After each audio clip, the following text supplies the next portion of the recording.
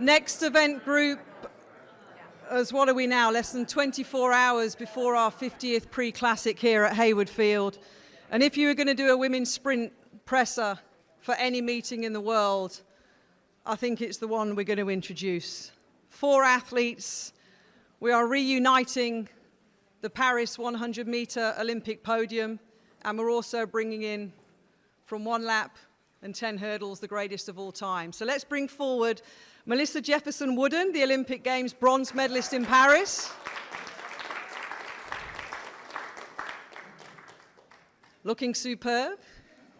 Yellow, lemon, either or. You can sit wherever you like. You get the first pick. And she goes to the left one. Let's bring in the Olympic champion, Julien Alfred from St. Lucia.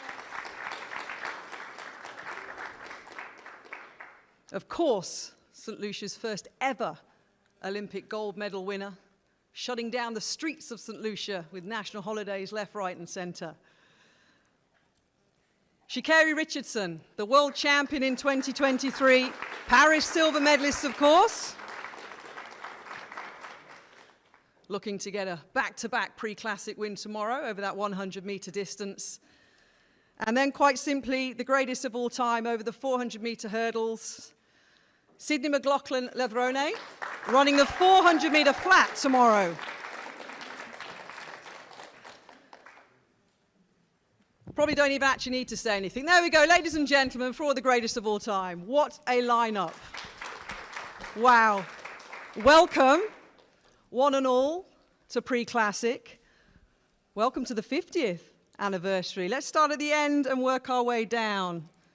Sydney, your first ever Pre-Classic. You're very familiar, of course, with Hayward Field, but your first Pre-Classic tomorrow over the 400-meter flat.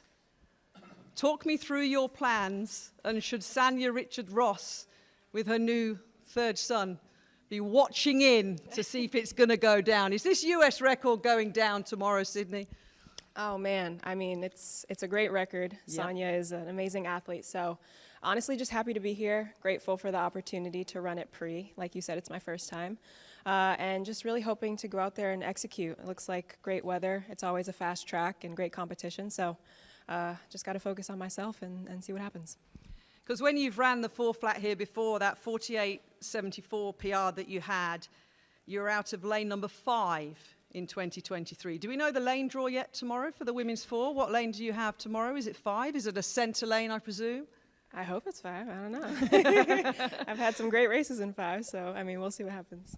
You've mixed it up this year, though, haven't you? If we look at what you've ran over, the 100-meter hurdles, the 400-meter hurdles, the 400 flat, have you enjoyed that variety and competing in that variety of events as much as we've enjoyed watching you over the 4 different events? Yeah, absolutely. It's been fun to challenge myself in those kinds of ways and to kind of just make me a better all-around athlete. So putting myself in compromising positions that I wouldn't normally be in, I think has mentally and physically allowed me to become stronger in the events that I tend to do a bit more. Kevin Saylors has just held up this, and I don't know whether he was waving at me or he's probably telling me that you're in lane 5. There we go. Well, welcome. It's absolutely lovely to have you here. Let's move from one Olympic champion to another. Julien Alfred. Okay, talk to me about the last few months of your life since you became St. Lucia's first ever Olympic gold medalist. Describe it in one word.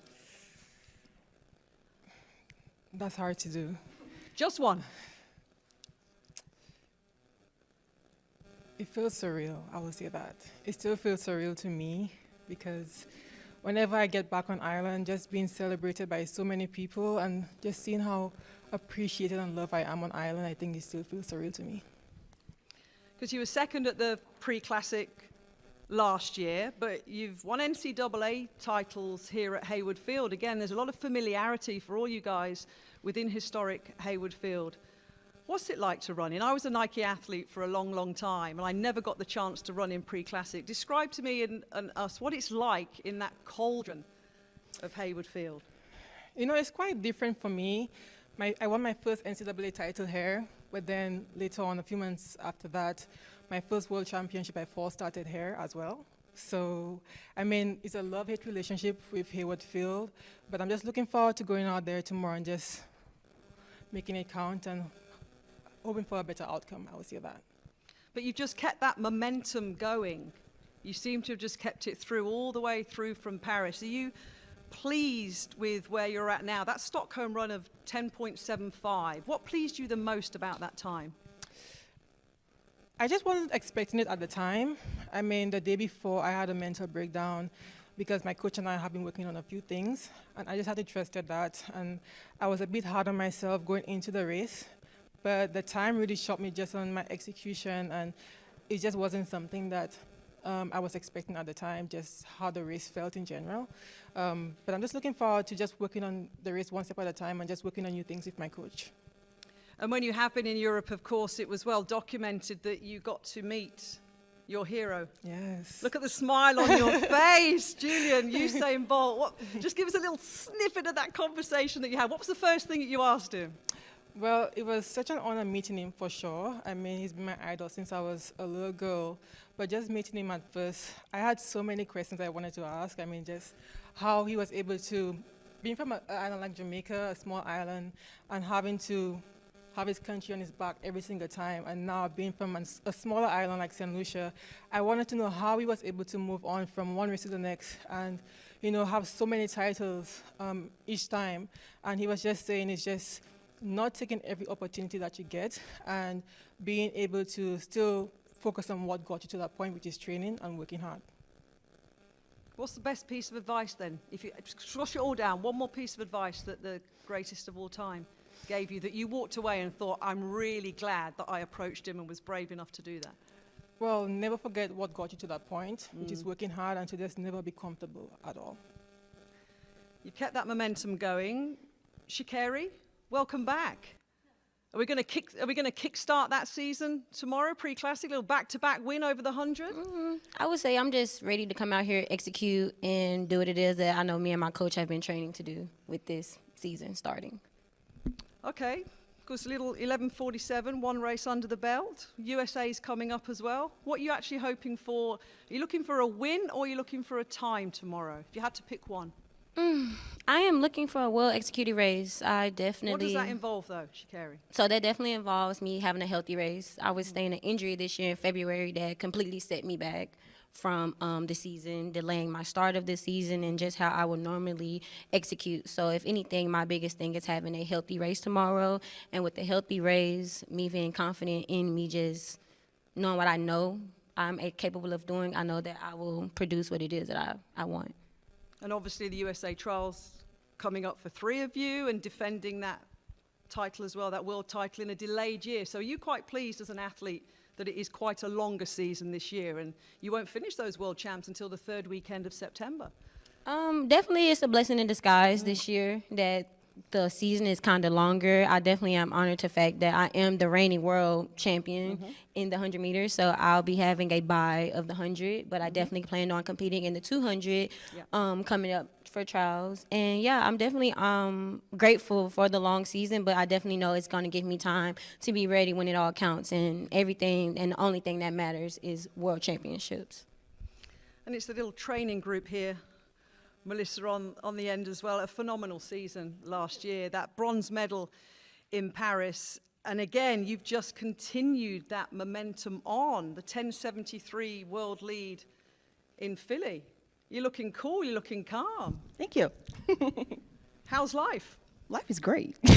And what are you hoping for tomorrow outside of the pre-classic women's 100-meter win? Really just to go out there and do what I've been doing, keeping the main thing, and that is to execute my race to the best of my ability. I feel like the one thing that has gotten me as far as I have this year is just taking it literally one day, one practice, one meet at a time, and focusing on every single part that gets me to where I want to be. So that's what I'm looking forward to tomorrow. And I used to train in a group with other Olympic medalists, so I know how inspiring it is on a daily basis. I presume it's the same for you guys with Coach Dennis, in terms you want to be the best in your group, because if you're one of the best in your group, you end up being one of the best in the world, right? Oh yeah, definitely. I've been saying this since last year, you know, Carrie's up here with me, but not only that, we have TT Terry and Kayla White back there. So we bring the championship felt atmosphere to practice day in and day out. And I feel like we do a great job of bringing out the best in one another. And, you know, tomorrow is just going to be no different than that. Sometimes it helps to have your training partners in the races with you. You know, that way it won't feel as intense as, you know, a regular race. So I'm definitely excited and looking forward to tomorrow. And talking of US trials, Sydney, have you got a plan in place? We've talked about you mixing up the events this year. Is it a 400 meter hurdle double, or are you looking to do both as you're moving towards Tokyo, or? You know, I think tomorrow will tell us a lot just about where we are and what we decide to do. But yeah, I think all options are open. That's what's exciting about it. And like, you know, I've said before, when I step on the track, it's focusing on that race and that moment. So we'll focus on the 400 and make decisions from there. I'm going to let you guys take a group picture and then go and do your one-on-ones because it's such an amazing panel. Ladies and gentlemen, tomorrow we have the women's 100 meters and, of course, the women's 4 as well. Picture time. Yeah. Thank you, guys.